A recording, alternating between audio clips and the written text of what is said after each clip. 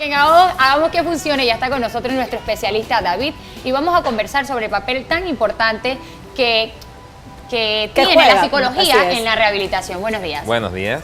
Sí, exactamente. ¿Qué sucede? Muchas veces en los procesos traumáticos, accidentes, o también cuando tenemos un familiar con una discapacidad, las personas tienden a atacar directamente la parte física. Sabemos que el primer principio es, bueno, tengo que ver cuál es la rehabilitación que debe seguir ese familiar o esa persona durante ese proceso. Correcto. Pero ¿qué es lo que dejamos de lado? Si no sanamos la mente, ¿qué tan difícil va a ser sanar el cuerpo? Así es. ¿Cómo manejan ustedes, por ejemplo, la parte psicológica sobre personas que nacieron con una condición versus las personas que adquirieron una condición, ya sea por un accidente o cualquier otra circunstancia? Ese es algo curioso. Existen diversas especialidades en la psicología. Esos temas tienen cada uno su parte. Por ejemplo, cuando nace un familiar con una condición, con una discapacidad, la persona entra en un ambiente sistémico. ¿Por qué? Las personas que absorben primero la condición del niño son los familiares. Entonces el niño crece... El cuidador. Exacto. Entonces el niño crece con el ambiente de tensión que los padres sienten alrededor de esa discapacidad. Cuando es una persona que adquiere una discapacidad, el primer factor es la persona en sí. Entonces la persona al coger el trauma va afectando entonces a su entorno después. Correcto, es diferente entonces, el efecto. Ahí el efecto va manejándose de una manera muy distinta. Los terapeutas físicos, perdón, Marcela, son a su vez psicólogos, claro. O tienen que ser a su vez psicólogos porque están trabajando con la mente independientemente si fue adquirida la discapacidad por accidente o si ya viene de nacimiento. Claro, todo especialista en rehabilitación tiene que tener su parte de psicología. Claro. Pero hay muchos en ese ambiente que hay que especializarse. Por ejemplo, hay una persona que adquiere una discapacidad por un traumatismo, un accidente de tránsito o por alguna enfermedad. La persona guarda ese rencor muchas veces porque el hecho de adquirir una discapacidad o perder un miembro en un accidente genera un duelo. Sí, la persona dice yo no lo pedí. Exacto. O sea, o si no es culpable, no si es la otra parte. Claro. Dice yo no pedí esto. Y muchas personas pierden la confianza en la psicología.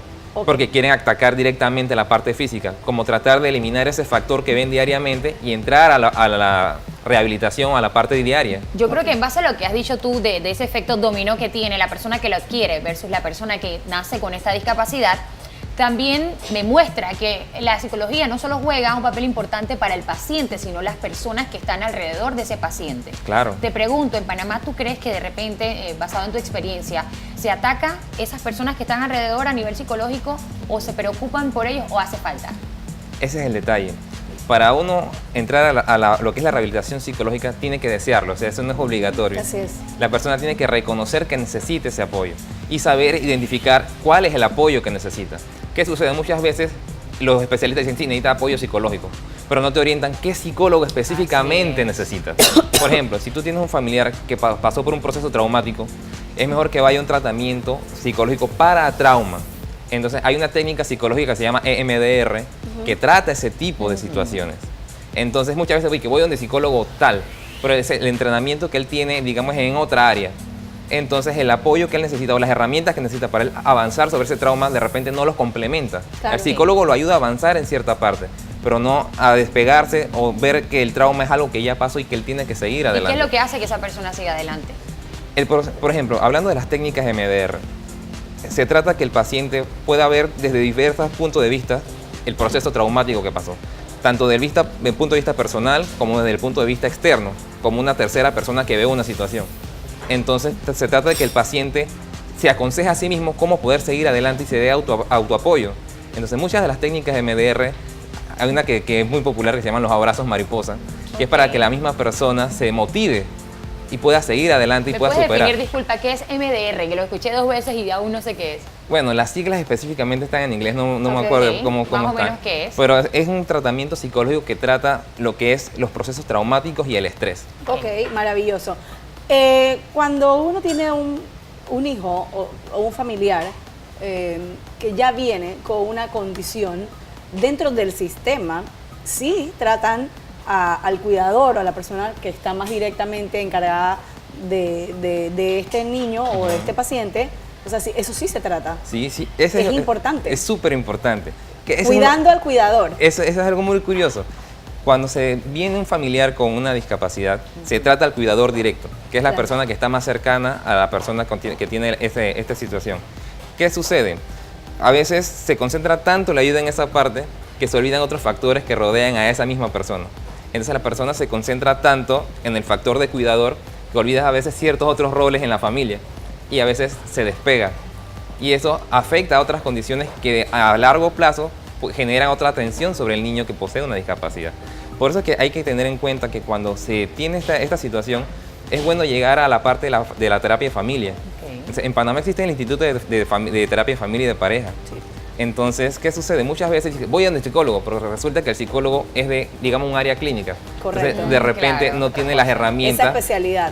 sobre lo que es el área sistémica, de cómo integrar a toda la Y familia. es importante que la familia se sienta integrada. Claro. Porque hay familias hoy por hoy que tienen algún familiar, valga la redundancia, con discapacidad, pero están como en negación. Ese es otro, Eso es otro factor psicológico que hay que tratar. ese es verdad muy Como importante. que no quieren aceptar o no quieren realizar. Yo no digo que no están conscientes, simplemente creo que es algo en negación que hay que tratar psicológicamente Y es a algo, nivel familiar. eso es algo muy curioso. Muchas veces las personas cuando asisten al psicólogo para este tipo de terapias dicen, no, es que ese psicólogo no me funcionó. Ok. Pero de repente, oriéntate bien, de repente las herramientas al psicólogo que tú acudiste no son las que necesitabas en ese momento. Entonces Claro. no hay que perder la confianza en el proceso psicológico. Claro. ¿Cuál sería entonces tu recomendación final para las personas que uno nunca sabe, el día de mañana puede ser cualquiera de nosotros? Tenemos un niñito que nace en nuestra familia con una discapacidad o alguien que la adquiere. ¿Qué tipo de psicólogo debemos ir a buscar? Ese es algo muy curioso. Primero hay que reconocer los factores de la situación. Si es en el entorno familiar, tienen que ver el principio sistémico, saber cómo toda la familia se integra con ese Ok. familiar con discapacidad. Y luego, personalmente, cómo uno supera el trauma y el duelo de ese familiar con Ok. discapacidad. O sea, tienen que orientarse. Terapia de familia y luego terapia personal. Ok. Hay o sea, que que son trabajar. varios psicólogos. Exacto. Creo que hay que fortalecer aquí. Claro, la mente sana el la cuerpo. mente, exactamente. Muchísimas gracias, David. Gracias a Información de ustedes. contacto para todos los que nos están viendo. Bueno, pueden localizarme al 6243-0805 o también en mis redes sociales, David Gran PG en Instagram y en Twitter.